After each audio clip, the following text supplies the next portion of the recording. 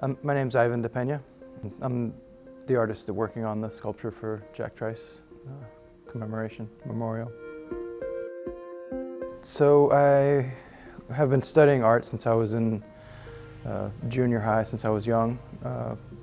Went into college for architecture. I really considered architecture an inhabitable sculpture.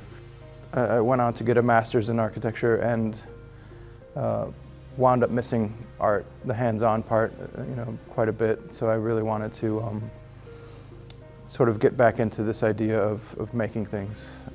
Public art wasn't on my radar, actually, and it was actually several years ago. It was kind of a bad word in a sense. It was this idea of this plop art kind of consideration where they just take a sculpture and put it in a place, and there's been lots of discourse and discussion about where,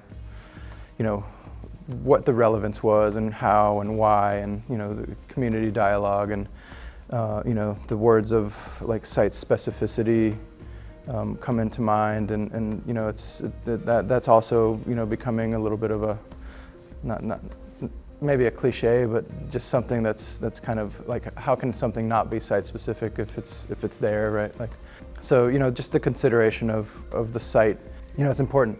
It's the fact that things are being created while and thought about while buildings are being designed.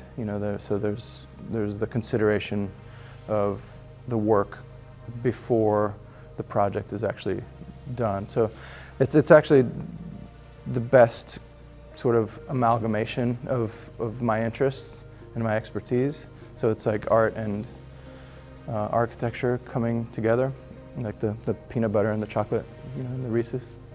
So my name's Chris Bjorkram. I'm project manager with Depeña Studio. Worked with Ivan for 7 years now, something like that, on a whole variety of different projects. But I'm a student, a former student at Iowa State and a former faculty, and was super excited when we started working with ISU on this project, and now to see it executed is like actually a very exciting thing for me, for my family. Tons of ISU grads. Everybody came out to dinner last night, was very excited, looking at pictures and everything. So it's been a thrill actually to get to see this through. So I'm an architecture grad from '01, and then I was back teaching full-time in architecture from '03 to '05. And yeah, it still feels like home when I'm here. Yeah, even now. Yeah, I've always been, having studied architecture, I've been enamored by,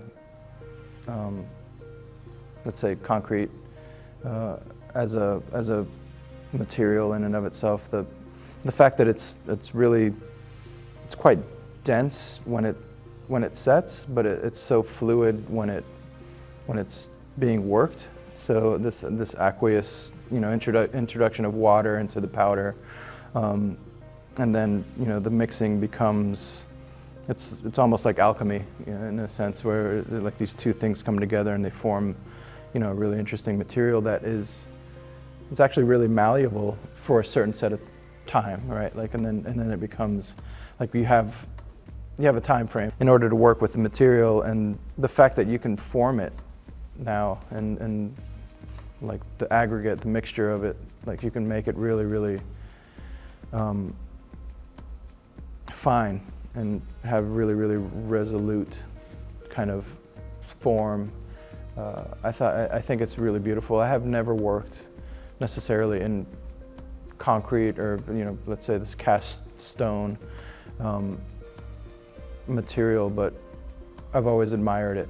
Everybody from Le Corbusier and people that were working in concrete, and Tadao Ando, and lots of architects that actually have a real passion for the idea of concrete.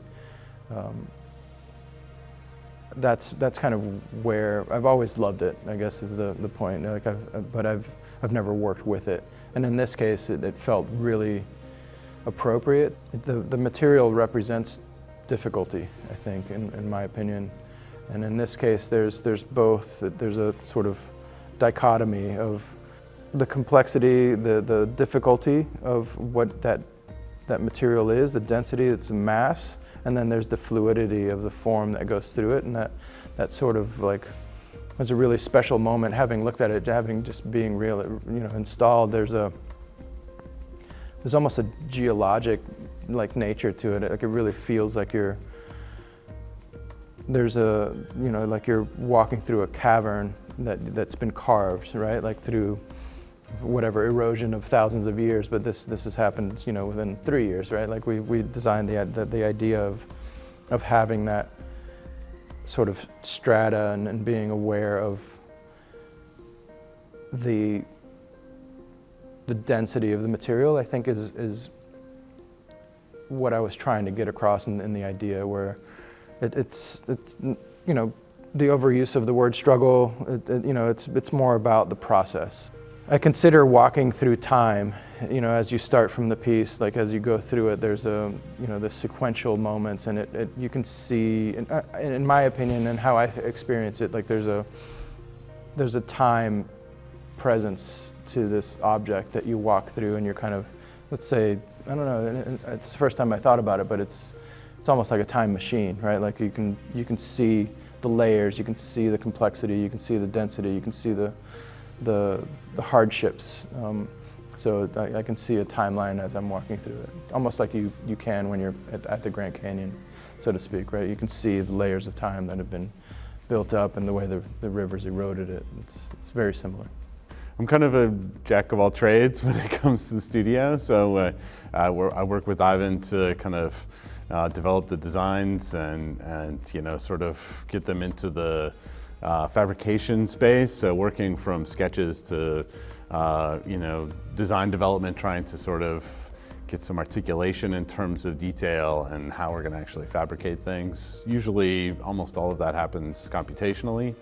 And then from there, working with either vendors or more and more in-house, we're making our own products and trying to execute on them. With this one, there's a whole variety of different vendors around the Midwest here. We used a company called Outshaped, just outside of Minneapolis, who milled all the foam with large KUKA robotic arms.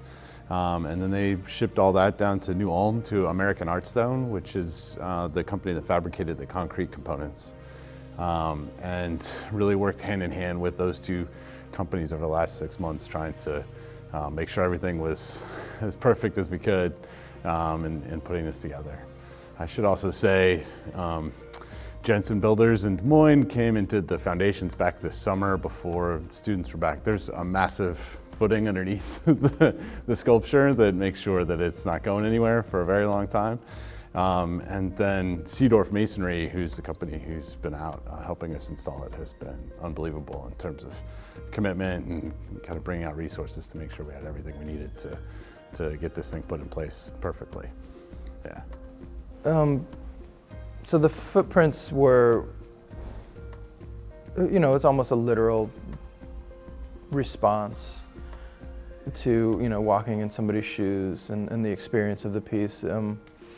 As you know, we talked about having a figure in front, and that, having worked through that process, the figure was really difficult to kind of envision and give substance to, and in the end, the figure was removed, and I think that was kind of a really pivotal moment of the process of making this piece. Is this, the focus on the absence. So it's a memory, right? There's no tangible thing to relate to. So it's more of it's a ideological, it's a phenomenological, it's a memory idea that's not there. It's a remembrance. So I think that the fact that there's a void that's left is both. It's literally positive and negative at the same time, right? There's both the presence and the absence of both of these objects and both of these ideas and both of these symbolisms, and so I think that the memory of Trice it's embedded. It's not necessarily. it's not figurative, but it is at the same time. So as I'm looking at the piece, it's really, like, it's just so present that it's hard to reflect, like, as I mentioned before, like, it's just there. I'm looking at it now, and I feel that there's obviously something, you know, in my opinion, quite beautiful that was removed. And that's where, you know, I think, in my opinion, the special moments are in the piece. I'm going to say in particular this project, but in general, I really like to consider the history and the location and the use. So it's a really interesting way to approach art, in my opinion, because there's sort of these problems to solve, right? And then you kind of you put these pieces together of the puzzle, and it's really, for me, it's a real process of kind of digesting what is necessary and what is required and what is desired, and then, you know, introducing my experience and my world into this thing, so trying to kind of create an idea or sculpt an idea in a sense, and then actually putting that down on paper to get this idea across. For this particular project, it was there was really a really specific sort of subject matter, obviously, right? Like, and it was a pretty intense subject matter, and it was a really timely subject matter, and an important one, in my opinion. Sometimes I really toil and kind of spend, you know, sleepless nights trying to figure out how to solve the quote-unquote puzzle. But this one was really fluid for me. Like, it sort of came, like, pretty immediate. Like, the first sketch is essentially what we're looking at out in the field, and that's kind of rare in my case, because I really like to sort of study things from every angle, and I tend to obsess and kind of, you know, have compulsion to kind of reiterate and kind of discover every idea that I can, and then, you know, return probably to the first one. So this one was pretty right away and pretty straightforward. Thinking about the project in general, and, you know, Jack Trice's legacy and what it's meant to not only the university, but in general, like how that relates to what's going on today was pretty important. And so I felt a responsibility, and I'm hoping that that's visible to other people in the work. You know, this idea of not necessarily entrapment, but overcoming and moving beyond. Although, you know, in the end, Jack Trice did not necessarily, you know, overcome, but he definitely was, let's say, released, you know, into the cosmic world. What I'm hoping for is the inspiration for the piece to be more pertinent in the moment and more positive in general. So the reaction, I'm hoping that there's reflection. I'm hoping that there's consideration for the issues that are at hand, and I really want the piece to be both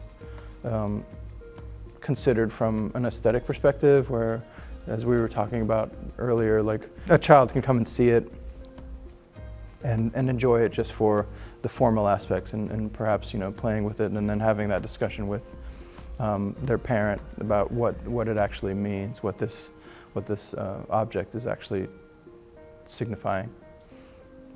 Yeah, I think the first piece that I worked on was for Martin Luther King Jr. In Atlanta, which is actually being installed simultaneously. So these two things are really kind of present and pretty much now in terms of my work history.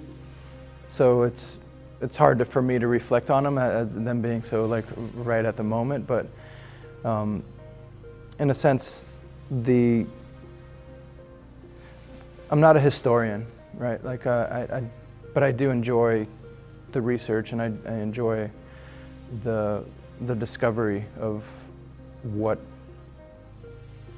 came to be, like how these events happened, and in particular, these are very specific things that have to do with, you know, race and identity politics, and